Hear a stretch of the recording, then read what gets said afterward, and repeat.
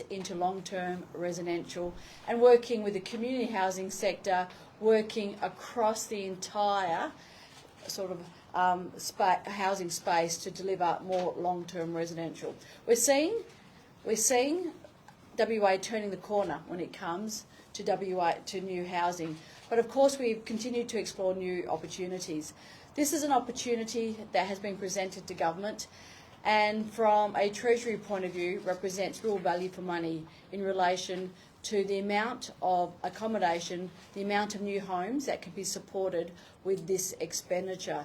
Can I thank the Minister for Housing for this initiative, for bringing it to government, for working to make sure that we can deliver new social and affordable housing in a key part of the city.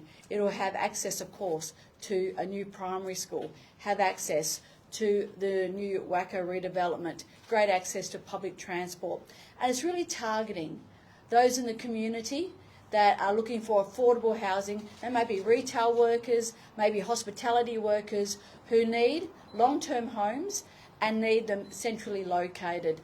As I said, we're very, very excited by this new initiative. This is going to deliver hundreds of new homes to Western Australians, and it's whether they're in the social housing area, whether in the affordable housing area, it's making sure we can deliver new homes to hard-working Western Australians, making sure they've got access to incredible, as I said, incredible public transport, incredible services.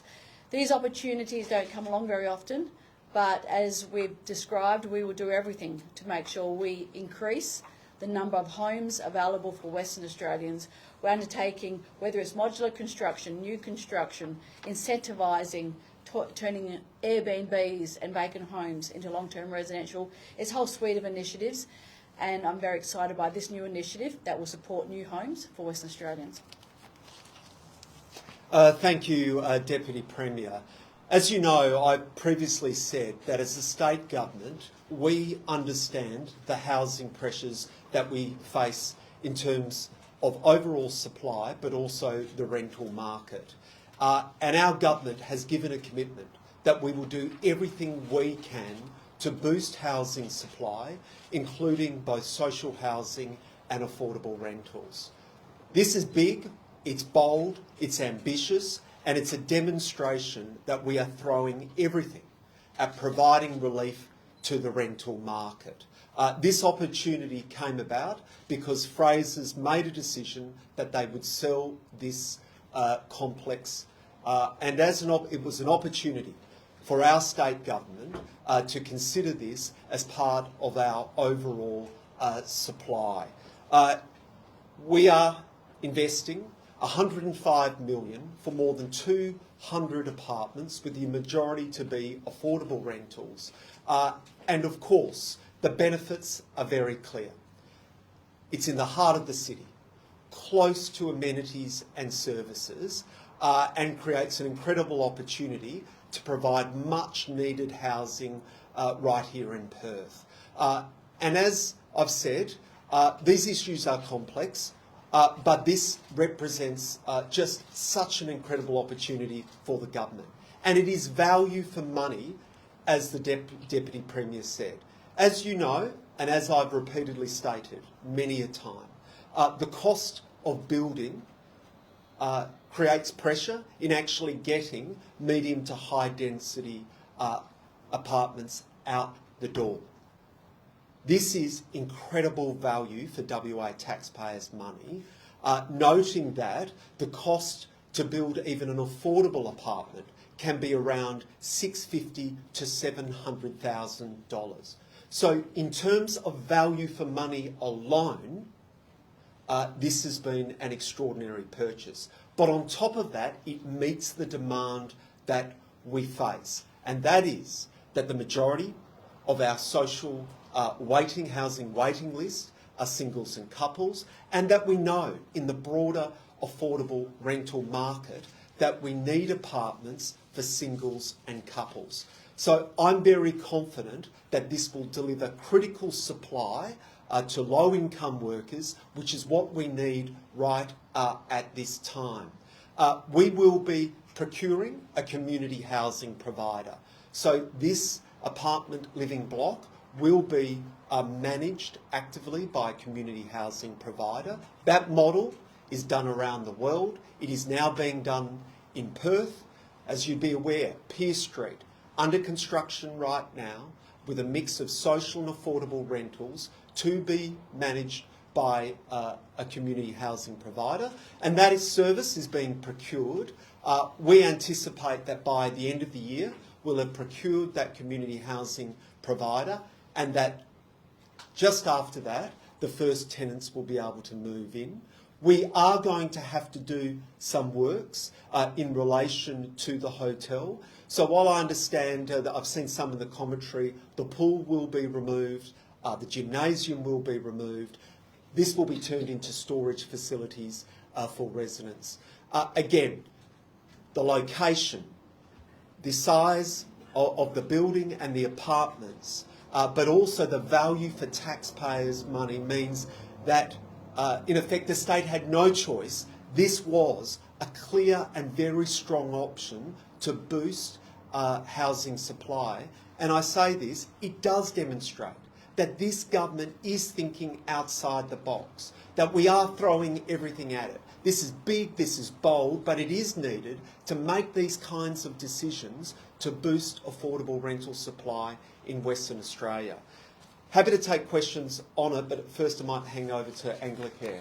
Oh, sorry, I thought I saw you over there. Philippa Boldy, Acting CEO, Anglicare WA.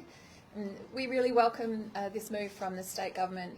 It's a bold move and one that we really need to see as we address housing affordability issues in Western Australia and housing supply issues. We think accessible housing should be a feature of every Western Australian community. We are the neighbours across the road, and we welcome this move. We're really looking forward to seeing a greater supply of affordable and social housing in this district. We know that demand for social and affordable housing at the moment is enormous, and this is a real move in the right direction. Thank you.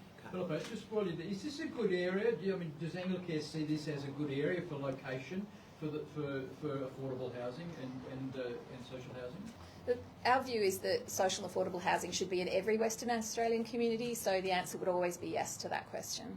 Why is this location? Why is this location attractive? This location is attractive because it's close to public transport, to services. There's a community building in East Perth that will welcome, I think, new residents to the area and a greater diversity of residents as well. There have been concerns, in the media recently about kind of fully social housing, developments. Is that, I guess, do you have any vision on how to manage that and the difficulties that can be associated? I'll take that. So can I just address this question? First of all, this is being managed by a community housing provider. Included as part of the procurement will also be on-tenant support on site. Secondly, this will be majority affordable rentals, as is the case with other developments that we are already proceeding with at Pier Street. It is a model that we do. We have a mix of social and affordable rentals. In terms of the location, every city around the world has major affordable and social housing apartment living. Go to anywhere around the world, Sydney, Melbourne. If we want to tackle these serious issues of housing supply and creating more rentals, then you have to put it also in the heart of the city. And that is where people go to work. So I would argue hospitality workers, retail workers, this is a perfect location. They won't necessarily need a car. They will be able to just walk down the street and go to their job.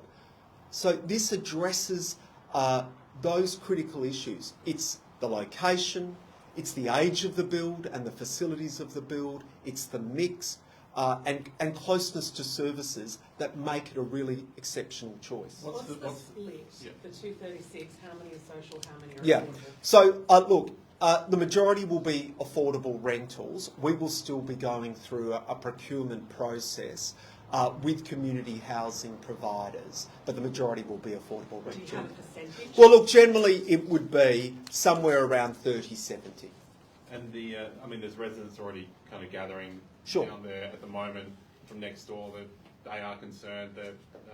Just a quick chat with them, they mentioned that this blindsided them. They've been trying to contact your office for a few weeks. What do you say to them, and have you blindsided residents in this area? So can I be very clear on this? This was a commercial in confidence process. In fact, the settlement happened this morning. So the first opportunity that I could make the announcement, I am right now. But it was part of commercial in confidence negotiations with an international company that has its own obligations and live operations on site. So respectfully, I was limited in what I could say, but at the first opportunity, which is right now, I think it's settled an hour ago, I'm making this announcement. Why does that preclude? Yeah. It's in the paper, it's not. Yes, and I understand that, as we've already heard, that there was numerous, I mean, it was true. Staff were telling people, but ultimately, it was today that we had to, it was today that we could make the announcement. But you would have been embarrassed if the thing fell over and didn't go to settlement. You would have been pretty mightily embarrassed because it's in the paper this morning. I understand that, yeah. But and why does a settlement process preclude consultation with the local community before deciding whether to make an offer? So can I be very clear? As a matter of policy, there is not consultation before a purchase for housing, and for the simple reason is this: as soon as you signal that the government is interested in purchasing a building, can you guess what happens? Can you guess what happens, Jess? Price goes up. Price goes up. So I am bound. I mean, I do want to be very clear on this. At the first opportunity that we've been able to tell the West Australian public and the community, we're doing it right now. But then once you've signed a contract, that means the local residents have no recourse. Do they? No ability to change the decision? I mean, you're locked in now whether they like it or not. Look, can I say this respectfully? Ultimately, I would have been criticised had I signalled early and that taxpayers could have been footing a much more significant bill because we've made it live. I mean, this is the reality of procurement, and the Deputy Premier is probably better placed than me. But whenever we are doing a purchase for social and affordable housing, it is done on a confidential basis for the exact reasons that we'll be signalling to the market, and that buyer may decide to lift the price significantly. And we do need to integrate social and affordable housing across all the communities. And I say this, I get this a lot. And I'm the member for Perth. I have significant social housing. And in terms of the numbers, just for you to note, East Perth has 3.2% of public housing. Highgate has 11%, which is another part of my electorate. Bayswater 4%. If we go to Kurrawarra, it's 20%. So actually, East Perth as a precinct has relatively lower levels of public housing than other communities, even in my own electorate. But we've got to integrate social and affordable rentals, as we've heard from Anglicare, across all communities. So what do you say then to the locals who are worried about family safety, etc.? I mean, one of the public comments I saw on an article this morning called it Brownlee Towers 2.0. What do you say to that? Can I say that is not the case for a number of reasons? This is a mix of affordable rentals and social housing supply. It is being managed by a community housing provider and on-tenant support. Brownlee Towers was nothing like that, and it was 100% social housing. That on-site support, what does that actually entail? And how does that stamp out potential for antisocial behaviour? Well, as part of the procurement process, we will be working with community housing providers and selecting the community housing provider that provides that very clear and strong management policy and around tenant support. But what do you expect that to be? Well, it includes, for example, having people on site that can deal with daily issues. We've given commitment to look at the existing security of the building, to review it. acknowledging that actually short-term rentals like this already do have CCTV and other security. So all of that will be considered as part of the procurement process. the one over in East Perth, the name escapes me, but they have security, they have like a reception area. Is that the sort of model that you... Well, I need to be very clear, Jeff. That is for the common ground which you're referring to is for people with high intensive needs, and that has wraparound 24-hour support. The difference is this is a majority affordable rentals, so we're not talking about the same cohort of people that you would find in common ground. Can I also ask you, was thought, one of the issues that will be parking, was thought given to parking, because that will be one of the things that will impact on the other residents when they're fighting for every street park. So can I be clear on this? This is there will be, people are not forced to live in this building. We're providing a significant boost to affordable rentals and social housing. So tenants who are coming in will know about what is the parking requirements or benefits, and they will then make a decision if they want to live in this development. The reality is we're seeing other complexes now being built in the city, student accommodation, micro apartments, where they are clearly focused on being transit-orientated development where people rely on public transport. It's the same aspiration for this. But surely, visitors, etc., there will be an increase in cars. Surely you recognise that? Respectfully, Hamish, we're in the middle of the city. We've got cat bus services, public service. You're making it sound like we're in the middle of Timbuktu and there's no access to anything. We are in the heart of the city. Again, I come back to this. Every city around the world has density living and apartment living. They have affordable rentals and social rentals. We can do it in Perth, and we need to do it in Perth. Is there a zoning change that needs to happen? Yes, there will be a change from short-term to long-term.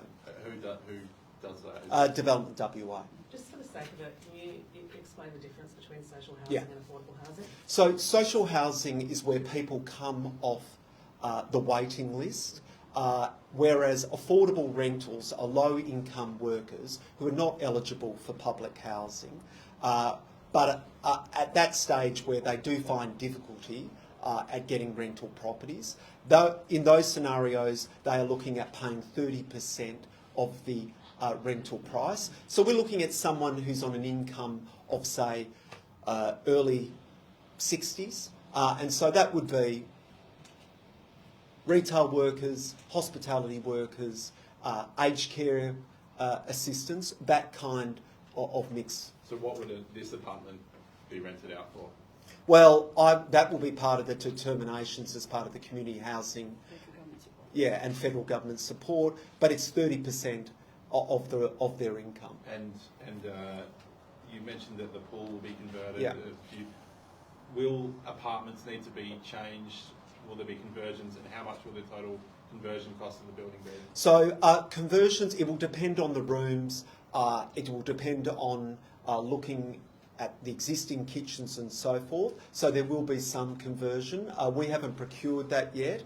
We have, for example, this was such a good deal. We received all the furniture, which we will use for thanks for the laughter, but it's a good deal. This is such a good deal for WA taxpayers. None of them have laundry, do they?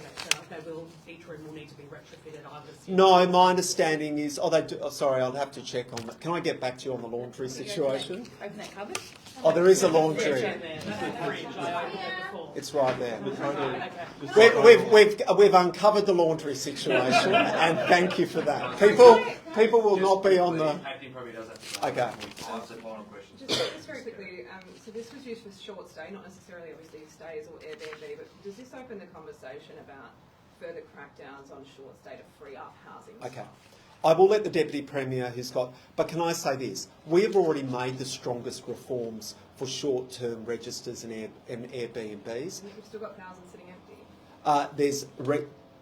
There's a register, and as we're at the second phase of reforms, Airbnbs will require planning approval in the metro area over 90 days by their local government, and a number of local governments are already making tough decisions, like the City of Vincent, where they are refusing those Airbnbs. So we already have a significant policy in place in regards to Airbnb. Just on the conversion cost, do you know, like... No, I don't, because, well... Will that eat into the value of No, no. So I need to be very clear. We have to procure that, so I don't want to put conversion costs until we've locked those in.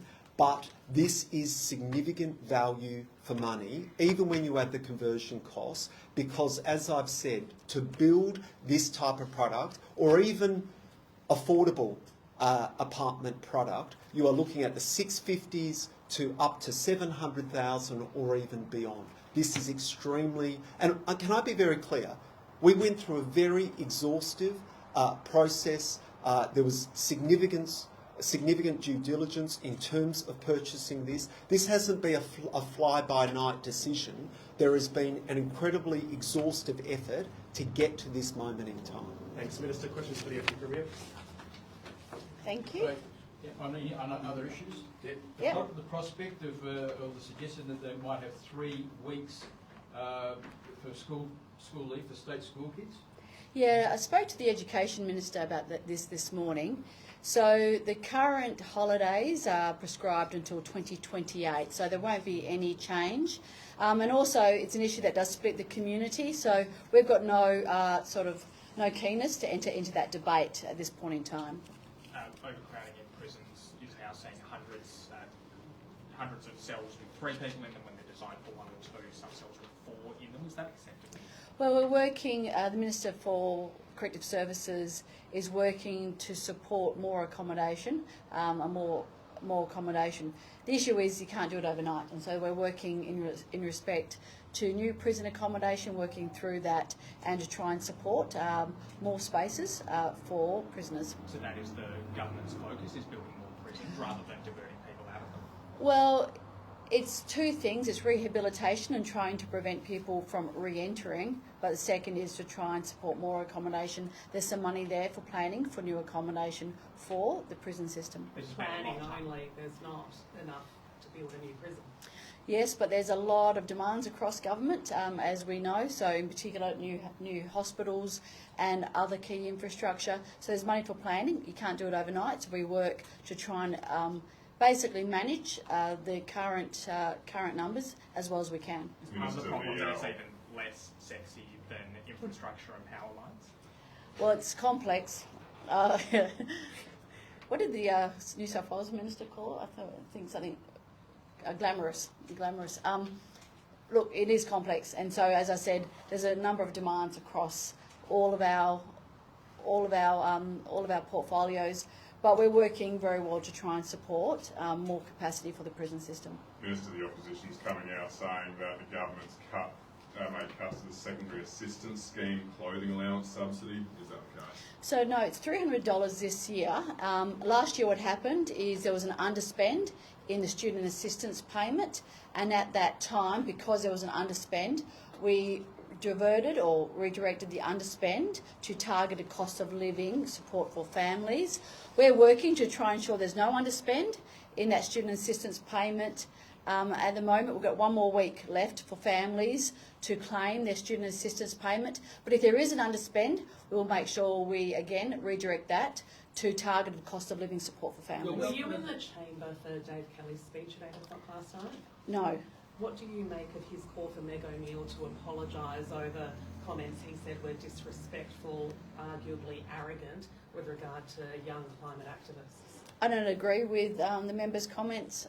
This is not a position of our government, and the CEO of Woodside's got the ability to make whatever comment she sees fit. He also said that the window for gas as a transition fuel is narrowing. Is that in line with government policy, or does it show that the Labor Party room is actually divided on gas? Oh no, look, this is an issue that a lot of different people have different views on, but we're very strongly supportive of gas being a key transition energy source. We need gas to make sure we continue to deliver affordable, reliable energy across the state. So gas very much is a key transition source for government for the economy, and we very much support, for example, the new projects off the northwest. That's the position of government. As I said, some people have different views, but the position of government is we very much support gas being a key transition fuel for the state. Are there different views in the Labor Party? Okay, don't fall back. I'm sliding the doors. So. Are there different views within the Labor Party room? We have a very strong position as a government, that energy, gas is a key transition fuel for the state, very much supports affordable, accessible, reliable energy supply. Of course, we're out there also spending billions of dollars on new clean generation through solar and also through batteries. We're doing a lot of work in relation to that space. But that wasn't the question. Are there different views within the Labor Party room on gas? There's always different views on issues, but as a government, we stand and support the gas industry. Would you prefer that your backbenchers don't air those views in Parliament? Look, everyone has a right to present their views, but from a government point of view, our point of view is very much strongly supporting gas as a key transition fuel, and that's something that as a government we support and we also publicise on numerous occasions. Is the window for gas as a transition fuel narrowing though, as Dave Kelly said? Gas is a key transition source, as I said, and while we continue to we are spending billions of dollars in relation to making sure we support new wind energy products, more solar projects, and also the billions of dollars for new transmission lines and distribution lines to connect the new clean energy sources to the network. It's a big task, but WA is really well placed, and we've been well placed. We've been able to avoid the massive price hikes that the other states have experienced. We've had a very systematic view and considered view of the world, and what we're doing is working to shut down coal, support new clean energy, and have gas as a key transition fuel for many years. Treasurer, where are we up to with coercive control?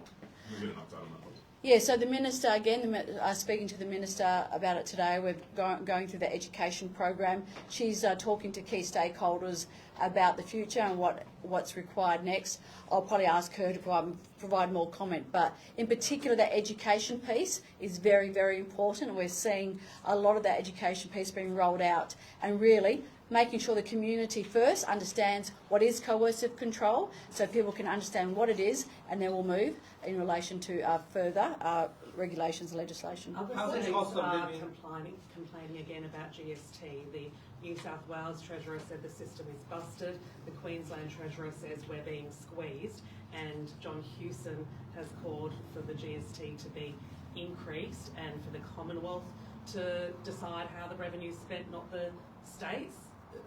What's your response to all of that? Well, there's three different angles. So John Hewson, I mean, seriously, like the whole introduction of the GST, they replaced state taxes with the GST, number one.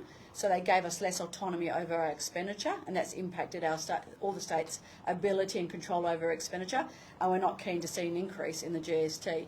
Queensland used to be a receiver of GST funds. They basically then spiked their coal royalties. Their coal royalties aren't redistributed like our iron ore royalties, but even after that, they're now getting less than their per capita share. So now they're going out and siding with WA and saying that successful states shouldn't be penalised. So in a sense, we support, I think, the Queensland. And now South Australia, I mean, look, South Australia, WA taxpayers are supporting South Australians. WA taxpayers are supporting other states. I see some of their budget initiatives that are being rolled out by other states. They're being paid for by WA taxpayers by our contribution in the GST. WA is the economic powerhouse. Any measures to attack our GST deal, attack our ability to grow projects, will impact every other state, the national bottom line, the national economy. So, as I said, everyone is now wanting to reopen the GST deal, and if the states want a per capita share, we'll be with them on that front, but we're not not going to accept $1 less than the current GST deal we have. Sorry, one other person who I forgot about, and how could I forget, Scott Morrison, has said that the GST deal was excellent but wasn't working as intended because Jim Chalmers extended the no worse off payments when they were supposed to have been tapered away. Should the no worse off payments be tapered away? Well, I think the no worse off payments really impacts the other states more than us because we have the GST floor, and then those no worse off payments are for the other states.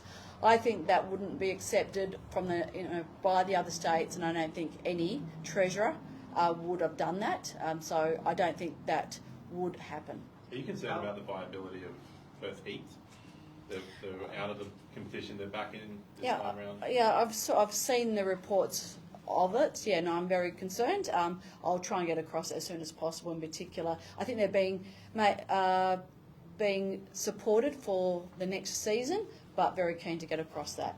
Housing, health, and cost of living has always been our views top three priorities for the last 5 years on our budget priority.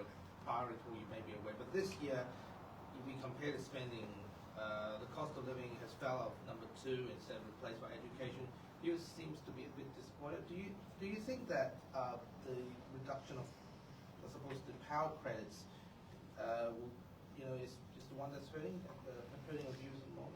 Oh, we try and balance all of our expenditure, whether it be cost of living, whether it be supporting key services in education. We had a massive increase in education because of the incredible enrolment increases, together with supporting students with disability also in the classroom. So there's an extraordinary demand. We aim to balance all the demand, deliver quality services, really make further inroads in housing, and this is a major initiative that we're very proud of, to be able to deliver 200 extra homes for Western Australians in one purchase is something we haven't seen before. So we're continue trying to balance the incredible demand we have in the state. This is a growing state, growing population, growing aspirations. We need to continue to work to help deliver to the community. Can I take a reaction to the Forestfield fatal car crash that was preceded by a police pursuit?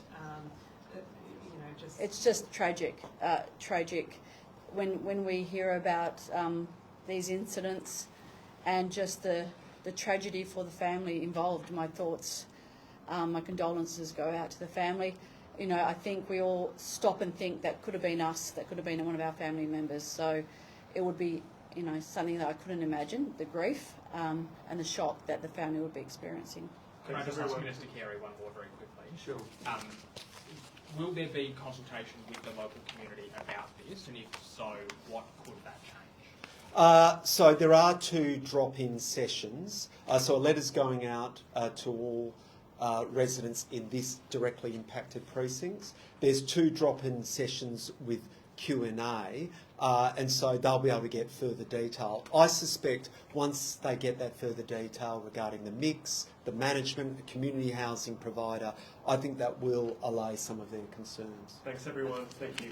We're just going to do a photo. Rita